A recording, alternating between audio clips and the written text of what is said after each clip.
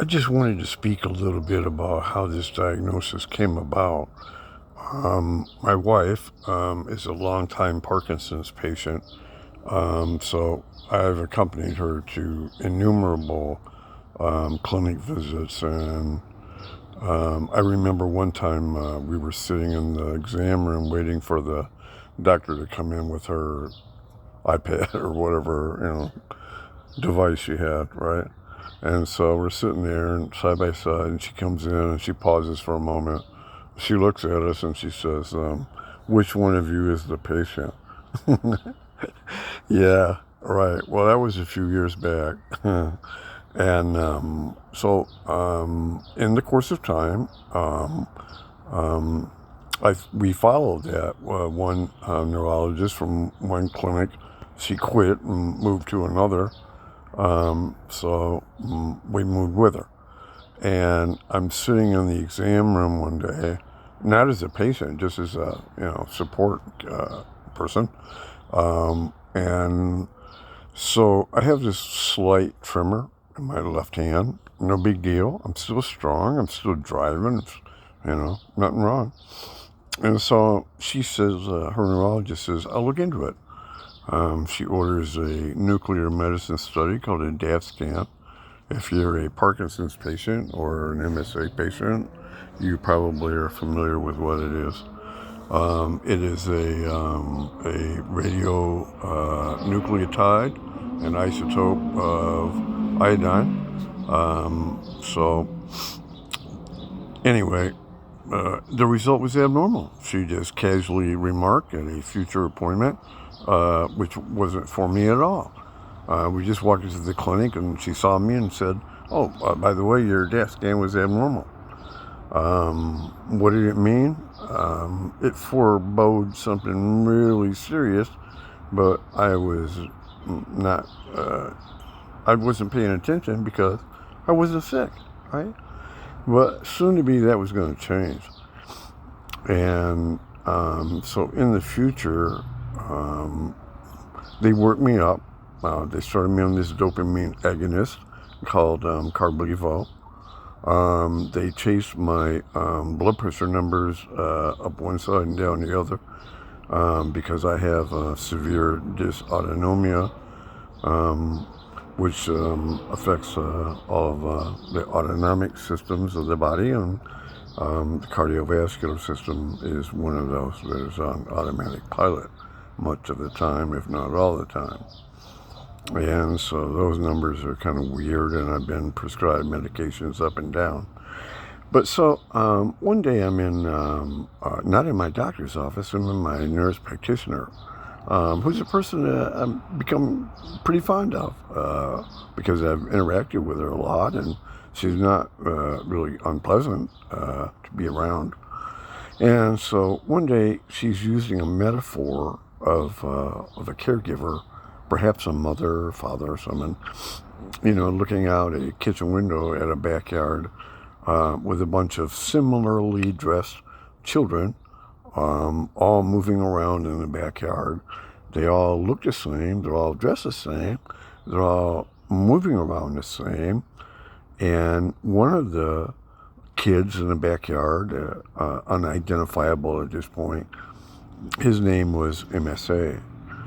I never really made the, I guess that, what is it, the psychic connection or the mental connection that this kid, running around in the backyard, indistinguishable from all the other kids running around in the backyard, could be me. And I had zero idea of what the consequences of that might have meant. And then sometime after that, I got a text message on the same phone I'm holding in my hand right now from that nurse practitioner who told me that she had, I can't give you an exact quote or anything, but it was she and the neurologist who, and this movement disorder specialist, they got their heads together and they decided that I had MSA. And that was given to me in a text message. And so being kind of an analytical type person that I was, and still am, I wanted to know the nuts and bolts. So I was like looking at this condition because I'm still healthy. I'm don't really have a lot of symptoms, if any, at this time, and that tremor wasn't really holding me back from doing anything that I might have wanted to do. And so, pardon me. And so I get this text message, and I'm studying, proteinopathies. I'm looking at alpha-synuclein, which is the protein that is at the root of this problem. Some are spaghetti, some are linguinis. And so I was looking at the nuts and bolts of it. Well, I wasn't really that sick. And so I'm starting to realize, I'm starting to get weaker, as I described before. And so I didn't really realize at the time how inappropriate it was to be delivered a diagnosis like that, sort of remotely, to just change someone's life. They didn't give me MSA, of course, but when I started getting sicker and I was interacting with other sick people with this condition, many of whom were a lot worse off than me, and I kind of saw the path ahead a lot more clearly. And I saw people immobile, like ALS patients and MSA patients, and ALS patients get to be pretty indistinguishable after a while.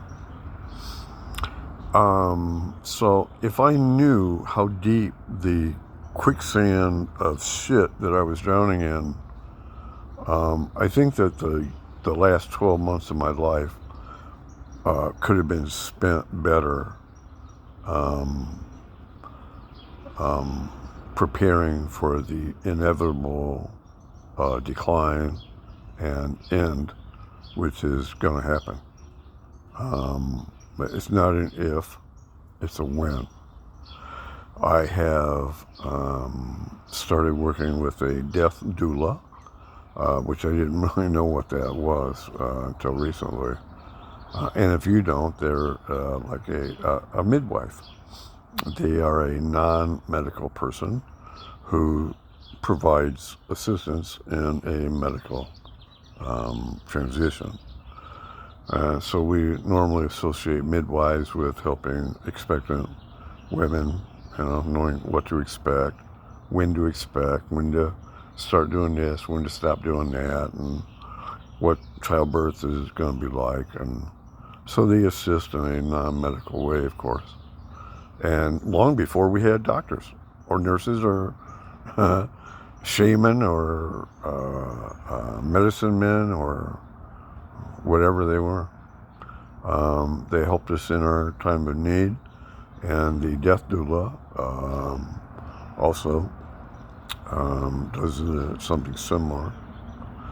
I thought about this in the context of a finish line, right?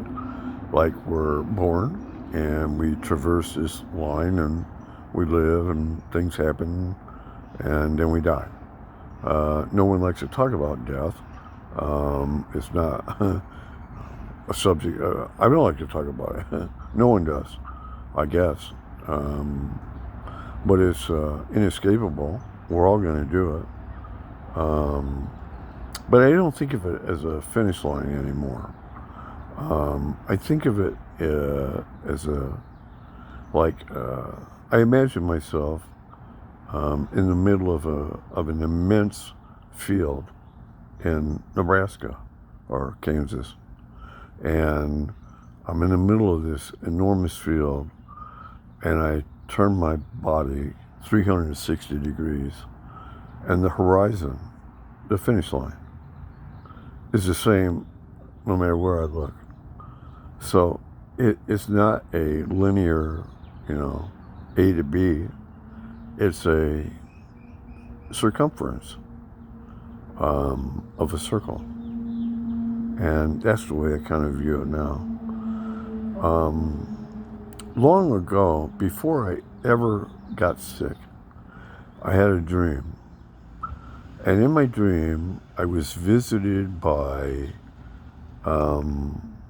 my ex-wife's mother. Her name was Barb. I loved her a lot. Her husband, a kind of a goofy sort of character, I guess. I don't say that in a pejorative way, but I just don't know any other descriptor that might apply. A great guy, though. I think he was a general or something in the Salvation Army. But anyway, he was an okay guy. I remember one time I put a brake job on their car, and there was no brake on the caliper, on brake pads. It was just the caliper just worn right through, into the rotor, and just anyway. So if you've ever done anything like that, you can imagine what I saw. So anyway, Barb comes to me in a dream one night, and so I could see her, but my eyes are like slits. So my horizontal vision is fine, but my vertical vision is a little limited. And so Barb and I are sitting at this table, and I said, Barb, there's something wrong with my eyes, man. I can't see it well. And she says, that's because you're dying. And in my dream, I kind of do a dream freak out, I guess. And I said, I'm dying? And she says, yeah, but, it's not going to hurt. And we got some time. Why don't we drink some coffee, she says. So the cups are like these really tiny, really precious, perhaps very valuable porcelain cups, very small, about the size that I believe that some Turks, drink coffee from these real small, like shooters almost, not similar to what we experience in the United States, I guess. So Barb and I are sipping this, tiny coffee from these tiny cups. And I says, I'm dying? And I go, well, am I going to go to heaven? And Barb says, she kind of laughs, and gives this nice smile. And says, well, no, nobody goes to heaven. And I said, well, I'm in this binary mode in my dream, I guess. And I said, well, if I'm not going to heaven, am I going to hell? And she gives that same, giggly smile, I go, no, of course not. No one goes to hell. And I said, well, if I'm not going to heaven and I'm not going to hell, where am I going to go? And she says, you're going back where you came from. You came from the universe, you're going back to the universe. And so I kind of woke, afterwards, and it was a shock, to my system. And I woke and I was like, what the hell just happened, right? And because Barb is a person that I hadn't seen in decades, and probably wasn't even alive when I dreamed of her. And what a fascinating dream. It was very lucid and cogent. There wasn't anything like hallucinogenic or anything about it. It just seemed as natural as could be. And so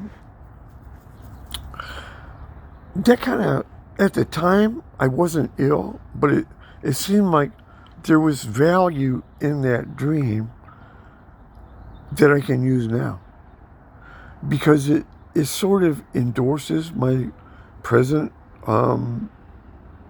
spiritual beliefs. I am not a spiritual person. Although I was in my youth, well, we can talk about that more later, but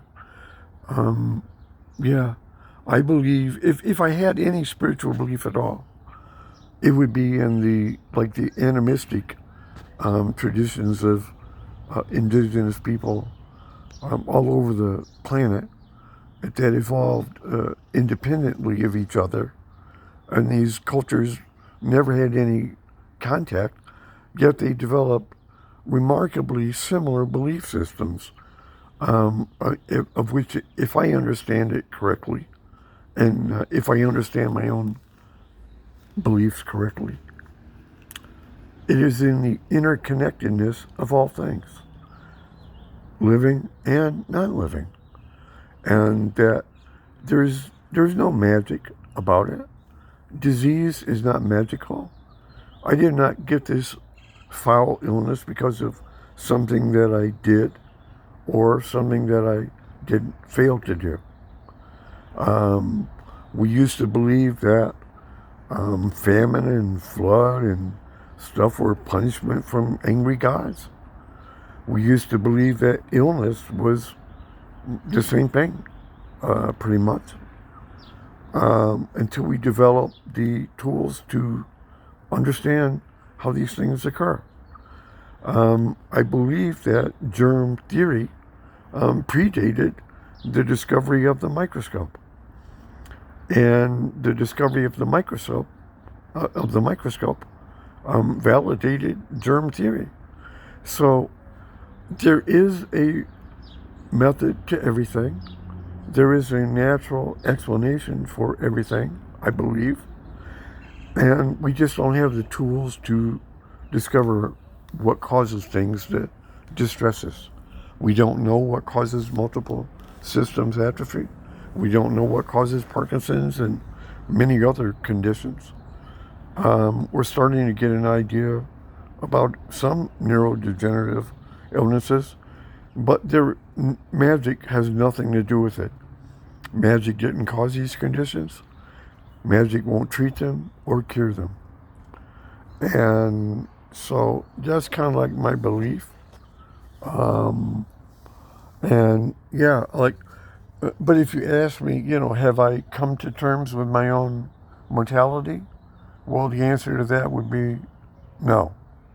That is something that I wake up with every day, and I make an adjustment every day.